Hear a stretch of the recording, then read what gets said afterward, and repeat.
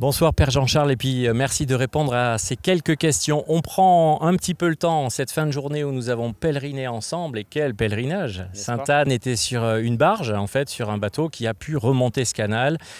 Déjà j'aimerais vous demander comment vous allez. Alors bonsoir Gérald, eh bien très bien grâce à Dieu. C'est sûr que c'est une expérience unique, c'est une expérience stimulante et il y a quelques temps forts effectivement que nous avons vécu depuis le début et la journée d'aujourd'hui en fait partie. D'accord. Et quand je vous demande aussi comment vous allez, c'est aussi prendre de vos nouvelles physiques, puisque c'est sûr qu'après une belle journée remplie de grâce, de lumière, de joie et de fraternité, cela va bien. Mais il faut reconnaître que nous en restons quand même humains. Oui, et sûr. Cela veut dire que, eh bien voilà, nos conditions physiques peut-être peuvent se faire ressentir. Voilà, vous avez une mission en plus toute particulière. Vous êtes là tous les jours présents, vous avez une mission d'accompagner, d'enseigner, de célébrer, d'écouter. Comment vous vivez, vous, cette mission ? Eh ben, en fait, il y a toute une préparation qui est sur plusieurs niveaux. Il y a bien sûr une préparation physique, c'est-à-dire que j'ai eu 2 mois d'exercice physique pour pouvoir marcher autant que possible. Il y a eu une période de 8 jours où j'ai été obligé de prendre des béquilles parce que j'avais un petit problème au pied gauche. Et puis, bon, j'ai été aidé par un kiné. Et puis, j'ai également reçu plusieurs fois la prière. Et voilà, ces derniers jours, ça allait beaucoup mieux. Donc, ce qui m'a permis de marcher plus librement. Bon, il y a certains moments donnés où je suis un petit peu plus fatigué, ou simplement il y a des circonstances qui font que je dois monter parfois dans la calèche, parfois dans une voiture, aujourd'hui sur le bateau. Donc, à ces moments-là, je n'ai pas marché. Mais la plupart du temps, effectivement, j'ai marché. Et puis, il y a quelques jours d'absence où je ne suis pas complètement tout le temps sur l'astroménie, mais quand même l'immense majorité. Enfin, depuis le commencement, j'ai manqué pour l'instant 2 jours et demi. Alors, j'aimerais tout d'abord que vous puissiez redéfinir, en fait, nous redéfinir et nous présenter quelle est votre mission, puisque nous savons que vous êtes aumônier de la Troménie de Sainte-Anne. En fait, cela veut dire quoi ? Alors déjà, il y a un aumônier général qui est le père André Gilvic, qui a donné plusieurs séances préparatoires et d'enseignement, parce que lui, comme il a été recteur à Basilique à Sainte-Anne, et un prêtre vraiment breton de pure souche, il connaît très bien, beaucoup mieux que moi encore, Sainte-Anne et toute cette histoire, et notamment c'est un passionné de Pierre de Carriolette. Donc moi, je n'interviens pas dans ces domaines, mais je suis accompagnateur de la marche, c'est-à-dire que pendant quasiment ces 5 mois, je suis présent presque tous les jours, sauf le lundi, qui est le jour à la fois d'arrêt pour la calèche et pour moi-même et les membres de l'équipe de pilotes. Eh bien, nous interrompons le lundi pour avoir un temps de disponibilité, de repos pour autre chose. Et donc tout le reste du temps, eh bien, effectivement, ma responsabilité, c'est de faire un lien entre les responsables paroissiaux, les prêtres bien sûr, l'évêque qui nous envoie mission, tous les autres responsables, les vicaires généraux, etc. Tous ceux qui sont en responsabilité, faire des liens entre tous ces gens-là et d'essayer d'optimiser en fonction des besoins. Il y a des endroits où voilà, tel prêtre, soit pour des soucis de santé ou indisponibilité, m'ont demandé d'intervenir. Dans ce cas-là, j'interviens effectivement volontiers. L'essentiel, voilà, ce qui est vraiment propre à ma mission, c'est que entre 2 paroisses, 2 églises, 2 chapelles, etc., eh bien, dans le temps de marche et de déplacement, là, je suis souvent le seul prêtre. Parfois, d'autres confrères nous rejoignent.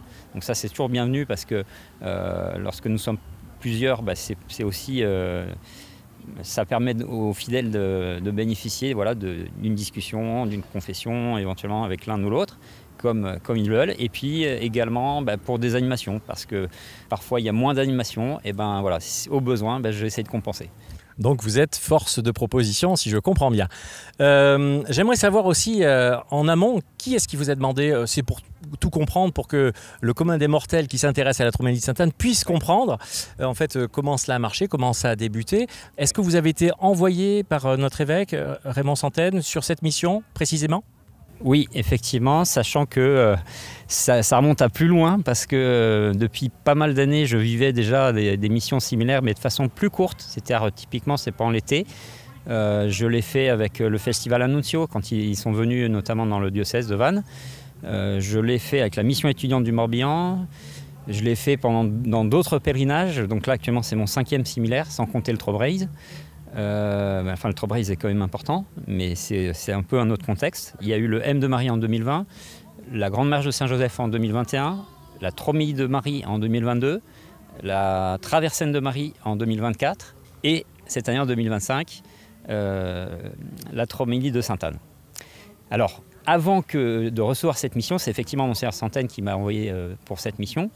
J'avais tout simplement dit que à l'un de mes responsables, que comme j'ai vécu ce genre de mission pendant mes congés, j'aurais apprécié de le faire ça de façon un peu plus développée, plus intégrée dans ma mission. Et je pense que ça a été entendu. Et donc cette occasion, c'était probablement providentielle pour que je puisse intervenir avec une mission officiellement confiée par notre évêque.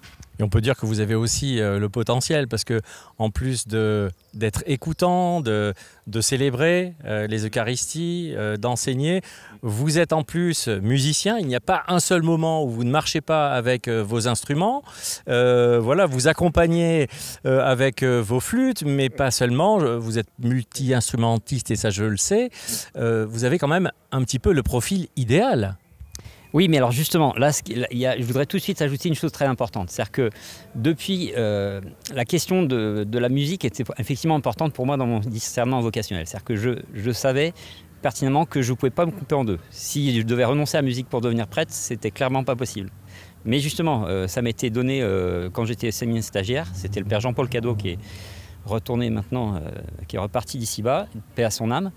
Eh bien, je lui ai comme une grande gratitude parce que justement, il m'a tout de suite lancé là-dedans et ça a été pour moi un signe. C'est de dire, il m'a confié des missions auprès des enfants dans les écoles pour leur faire des animations musicales, des chants jésuites, des choses comme ça, pour les inviter à la messe de dimanche. Et donc, ça a beaucoup fonctionné, si ce n'est qu'à l'époque, j'étais que séminariste. Donc maintenant que je suis prêtre, je suis dans les célébrations quand même souvent beaucoup plus en retrait.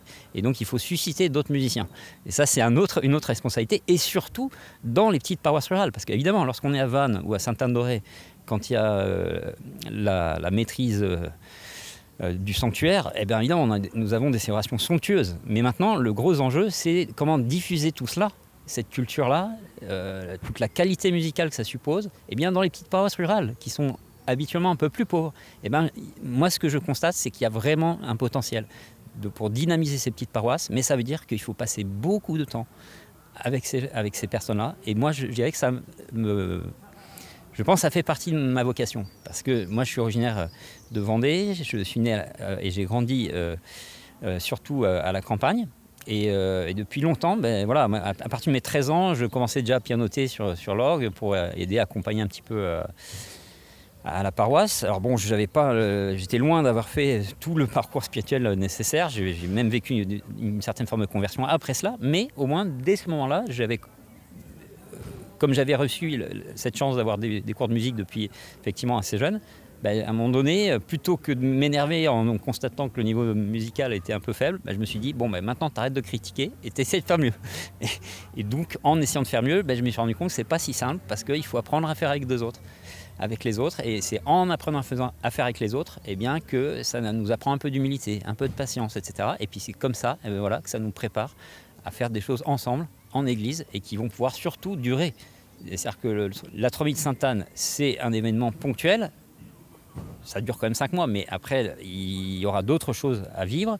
Et justement, là, le but, c'est surtout de susciter le désir que d'autres, et des jeunes bien sûr en particulier, s'investissent à leur tour et se mettent à animer.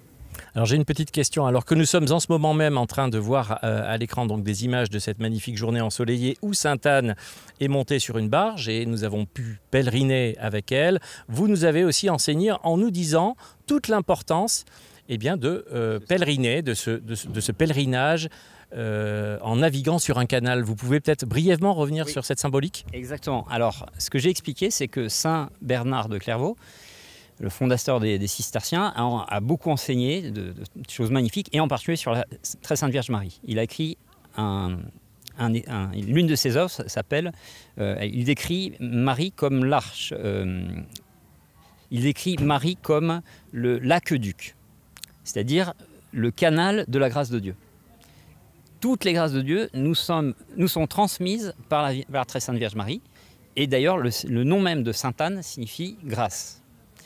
Donc pour recevoir les grâces de Dieu, Marie est ce canal par lequel cette grâce nous est conduite. Alors, c'est bien sûr, c'est pas de l'eau matérielle, mais disons l'image, c'est de comprendre que justement, nous avions Sainte Anne et la Vierge Marie, cette double statue qui était à l'avant de ce bateau. Et en plus, ils nous ont rajouté un jet d'eau. Alors vraiment, c'était tellement éloquent, c'est de dire, eh bien, Dieu veut nous envoyer une pluie de bénédictions. Alors ça fait beaucoup rire, etc. Mais il y a vraiment un symbole spirituel très profond. C'est-à-dire que là où justement nous sommes asséchés à l'intérieur et tristes et tout ce que vous pouvez imaginer avec plein de difficultés personnelles, familiales, etc. Eh bien, Dieu ne cesse jamais de proposer sa grâce. Et il l'illustre à certains moments de façon encore plus forte. Et je pense que voilà, ce passage sur le bateau avec en plus ces jets d'eau, ça l'illustre très bien.